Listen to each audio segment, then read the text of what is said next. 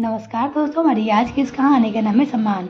सीमा जब बाजार से घर पहुंची तो देखा अम्मा जी मुंह फुलाए उसका इंतजार कर रहे थे। अभी तो सीमा ने अपने हाथ में जो सामान है उसे घर में भी नहीं रखा था। उससे पहले अम्मा जी जोरदार धमाके की तरफ फट पड़ी। आजकल बहुत मनमानी करने लग गई है तू अपनी, किससे पूछकर अलमारी खरीद कर लाई है? पैसे तो पेड़ पे उगते न है, जब चाहे तोड़ लो और इस्तेमाल किए। पति की कमाई वो कमाई नहीं समझती, पति के लिए बिल्कुल दया भाव नहीं है। बेचारा खुद के बैल की तरह कमाता रहता है और इसे देखो महारानी की तरह उड़ाती रहती है। सीमा इस बात के लिए तैयार थी। उसे पता था कि अम्मा जी जरूर चिल्लाएगी, इसलिए जवाब ना देकर चुपचाप सामान लेकर एक तरफ रख दिया और रसोई में आकर चाय बनाने लगी। चाय बनाते बनाते उसे अपनी शादी के बाद वो दिन याद आ गए जब वो विदा होकर इस घर में आई थी। उसके माता पिता ने उसे काफी अच्छा दहेज देकर विदा किया था। घर गृहस्थी का सारा सामान दिया था ताकि उनकी बेटी को कोई कमी महसूस ना हो।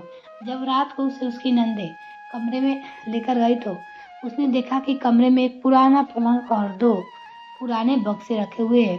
उसने सोचा शायद उसका नया बेड, अलमारी और ड्रेसिंग बाद में कमरे में अरेंज कर दी जाएगी, इसलिए उसने किसी से कुछ नहीं कहा। जब दूसरे दिन उसने रसोई के रस के बाद वो पग फेरे के लिए अपने मायके गई तो उसे तब भी लगा था कि उसका सामान उसके आने तक उसके कमरे में शिफ्ट करा दिया जाएगा। जब वो दूसरे दिन पग फेरे की रस्म पूरी करके वापस आई तब भी उसका सामान खोला नहीं गया था। 2-3 दिन इसी तरह से और निकल गए। आखिरकार जब सभी रिश्तेदार चले गए तो उसने अपने पति आदित्य से पूछा, सुनिए, मेरा बेड, अलमारी और ड्रेसिंग कमरे में कब शिफ्ट होगी? मैं भी अपना सामान अरेंज कर लूँ। अभी तो पूरा सामान बिखरा पड़ा है, फिर अगले महीने दीदिया की ननद की शादी है, उससे पहले सामान अरेंज हो जाए तो अच्छा है। सुनकर आदित्य चुप रह गया और कमरे से बाहर जाने लगा। इतने में अम्मा जी कमरे में आई और आते ही बोली, बहू, मैं तुझसे कुछ जरूरी बात करने आई हूँ। अब तू इस घर की सदस्य है और मुझे तो पता है कि अगले महीने तुझे पता है कि तेरी ननद की शादी है। अब बेटा, और दो दो शादी का खर्चा हो गया। अभी तुम्हारी शादी हुई है और 1 महीने बाद तुम्हारी ननद की शादी होगी, तो मैं सोच रही हूँ कि उसका दहेज क्यों खरीदूं। तुम्हारा इतना दहेज आया है तो इसी में से जरूरी सामान दे देती हूँ, इसलिए अब तक तुम्हारा सामान नहीं खोला गया है। सीमा ने अम्मा की बात सुनकर आदित्य की तरफ देखा तो आदित्य ने अम्मा से कहा, माँ, एक काम करते हैं, अभी गुड़िया को कम दहेज देते हैं, बाद में जब फुर्सत होगी तो तीज त्योहार पे कुछ कुछ नया दे देंगे। पर सीमा का सामान उसके माता पिता ने बड़े ही अरमान के साथ उसे दिया है, उसे रहने दे। आदित्य की बात सुनकर अम्मा जी तुनकते हुए बोली, अरे इसे कैसे अपनी बहन को कम दान दहेज के साथ विदा करेगा? उसके ससुराल में उसका क्या मान रह जाएगा। लेकिन अम्मा, मेरी बात तो सुनो, सीमा को भी तो इस सामान की जरूरत है। हाँ, तो मैं कब मना कर रही हूँ, सीमा के लिए हम बाद में और खरीद लेंगे, मना थोड़ी न कर रही हूँ। धीरे धीरे दोनों माँ बेटे के बीच बहस बढ़ने लगी तो सीमा ने कहा, कोई बात नहीं, आप ये सामान दीदी को दे दीजिए, मेरे लिए फिर बाद में ले आइएगा। सीमा के ऐसा कहते ही अम्मा जी खुश हो गई और सारा सामान ऐसे के ऐसे पैक रखे रहने दिया, जिसे अगले महीने ननद की शादी में दे दिया गया और सीमा के कमरे में रखवा दिया गया। वो पुराने बक्से जिसमें उसका सामान ही मुश्किल से आ पाता था। आज इस बात को 2 साल हो चुके हैं, लेकिन आज तक ना अलमारी आई ना दूसरा सामान। कई बार सीमा कह चुकी, लेकिन अम्मा जी हर बार टांग अड़ा देती, इसलिए इस बार सीमा ने आदित्य से पैसे लेकर बिना अम्मा जी को बताए खुद ही जाकर अलमारी बुक कर दी। जब चाय उबलने लगी तो 2 कप में छानकर बाहर ले आई।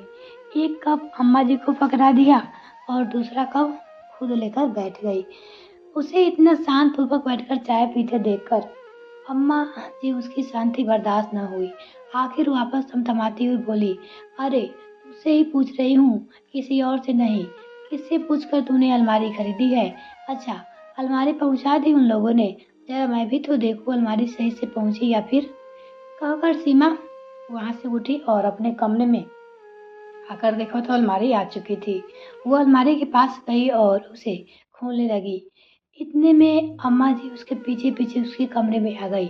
उसे अलमारी खोलकर उसका मुआयना करते हुए देखकर फिर बोली, बड़ी बेशर्म है रे तू। यहाँ सास तुझसे सवाल पे सवाल किए जा रही है और बजाय उसका जवाब देने का अपने ही काम में लगी हुई है। अगर अलमारी का दीदार कर लिया है तो पलट कर उनके अपनी सास को जवाब दे दिया, किससे पूछकर तू ये अलमारी लेकर आई है? इससे पूछने की क्या बात है अम्मा जी? मुझे अलमारी की ज़रूरत थी और मेरे कमरे का सामान बिखरा रहता है, इसलिए अलमारी लेकर आया हूँ। अच्छी क्वालिटी की है ना? रंग तो बढ़िया लगा ना आपको?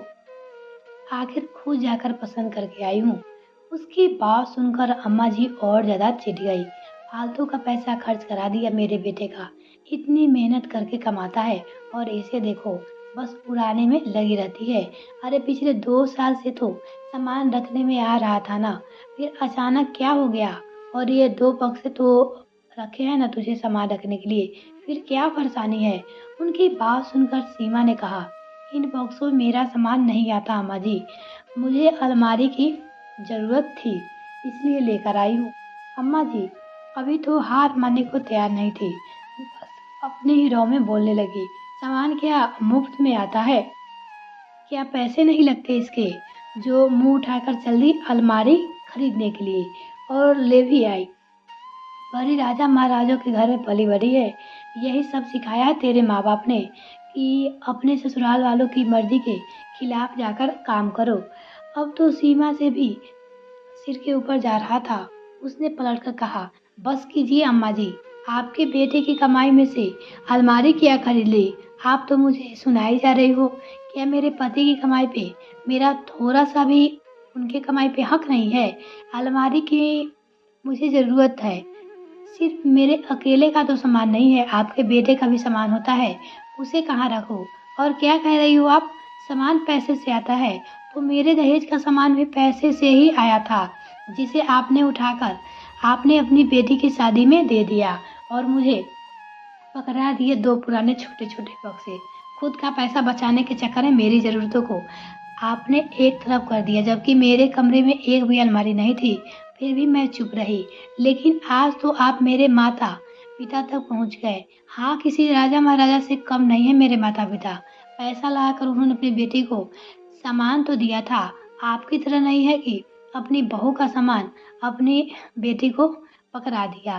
कहकर सीमा अपने कमरे में काम में लग गई और अम्मा जी अपना सा मुंह लेकर बाहर आ गई। पता था कि अब बहू मुंह खोल चुकी है।